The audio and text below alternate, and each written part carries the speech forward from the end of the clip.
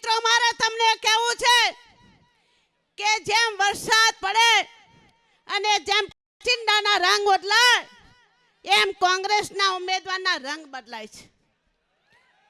મારે તમને કહેવું છે કે એવી તો એમની કેટલી ફેક્ટરીઓ, એમના કેટલા એવા કારખાનાઓ છે કે છેલ્લા 6 વર્ષની અંદર એમને 4 તો બંગલાઓ છે, 4 થી 10 જેટલી એમને તો દુકાનો છે, એમના છાત્રાલયો છે. એવો તે કેવો ચમત્કાર થઈ ગયો કે ટૂંકા સમયની અંદર આટલી જાહો જલાલી આવી. મિત્રો પોતે ગરીબ હોવાના ઢોંગ કરે છે અને હવે તો રડવાનું ચાલુ કર્યું છે. તમને ઇમોશનલ વાતાવરણ બનાવીને વોટ લેવા, પૈસા લેવા, આ બધી રમતો, આ ષડયંત્ર આ કોંગ્રેસના ઉમેદવારને બધી રીતે આવડે છે. મારે એટલા માટે કહેવું પડે છે કે હું પોતે ભાભરની છું, હું એ વિસ્તારની છું, હું એ વોર્ડની છું, એટલે હું ઉમેદવારને સારી રીતે સમજુ છું.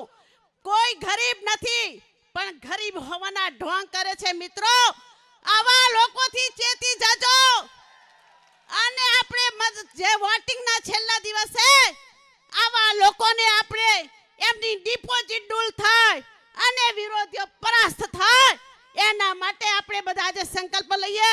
ઘણો સમય ન લેતા આજે અમારું સન્માન કર્યું તે બદલ હું ખૂબ ખૂબ આભાર માનું છું. અસ્તુ ભારત માતા કી જય. દરેકે દરેક વ્યક્તિનું ભલું થાય, બનાસના છેવાડાના દરેક માનવીનું કલ્યાણ થાય એ પ્રકારના મારે બનાસના વિકાસના કામો કરવા છે. આપને ગૌરવ થાય એવા મારે કામો કરવા છે. માટે મારી આપ સૌને વિનંતી છે કે આપ સૌ મારી સાથે રહેજો. આ તમારી દીકરીને તમારે સાચવવાની છે અને દીકરીને જીતાડવાની જવાબદારી તમારી બધાની છે. આપણે બધાએ સાથે મળી અને બનાસમાં એક કમળ ખીલવાનું છે. અને ભારતીય જનતા પાર્ટીના કાર્યકર્તાઓની એક બહુ મોટી વિશેષતા છે કે ભારતીય જનતા પાર્ટીના કાર્યકર્તાઓની મહેનતથી જ ચૂંટણી લડાતી હોય છે. અને બૂથ ઉપરના જે કાર્યકર્તાઓની જે મહેનત, પરિશ્રમ અને પરસેવો છે એને હું ક્યારેય પણ નહીં ભૂલું. ગઈકાલે મને પ્રશ્ન પૂછ્યો કે બેન ભાવુક કેમ? આજે તુષારભાઈ હોય કે હું હોઉં, પ્રજાને અમારી પાસે આપવા માટે કાંઈ નથી. અને આજે મધ્યમ ને ગરીબ વર્ગ એ આઝાદી લોકશાહી ટકાવવા માટે ક્યાંક અમને 4 લાખ રૂપિયા, 5-25 રૂપિયા આપી રહ્યા હોય અથવા તો સ્વયંભૂ કોઈ ખર્ચા વગર ચૂંટણી લડાવી રહ્યા હોય ત્યારે એક પ્રજાનો પ્રેમ, સ્નેહ ને લાગણી, એના હરખના આંસુ છે. સંઘર્ષ, ચૂંટણી, ચડાવ ઉતાર છે, રાજકારણનો ભાગ છે. અમને કોઈના બાપની ડર નથી.